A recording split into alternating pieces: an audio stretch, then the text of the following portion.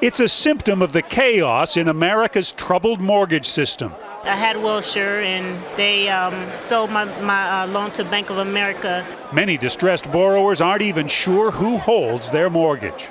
They bought it from the original people that had our loan. I can't remember who that was. The frenzy of mortgage lending during the housing bubble has now turned into a record-keeping nightmare, with major banks admitting they did not follow the rules for handling paperwork on hundreds of thousands of foreclosures. The problems may affect all 50 states.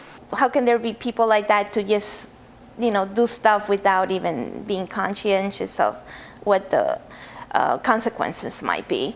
In Florida, Cecilia Vignoli learned the foreclosure documents on her home were signed by Jeffrey Stephen, a GMAC processor who admitted he signed 10,000 such papers every month, swearing he'd reviewed each one in detail when he had not. That's not a mix-up. That's intentional fraud. Attorney Marjorie Gallant is trying to help Vignoli save her house. Vignoli's foreclosure is one of those halted, as at least 4 big banks have suspended foreclosures in much of the country as they try to sort out the paperwork. They claim that what they're trying to do is to hold these borrowers to their agreement, and yet they're breaking the law. It used to be that the paperwork tracking mortgages was easy to find, filed at a local recorder's office. But more than a decade ago, big mortgage lenders set up their own alternative system. It's called MERS, the Mortgage Electronic Registration System. Instead of filing papers at a local courthouse, mortgage changes are simply registered inside the MERS computer.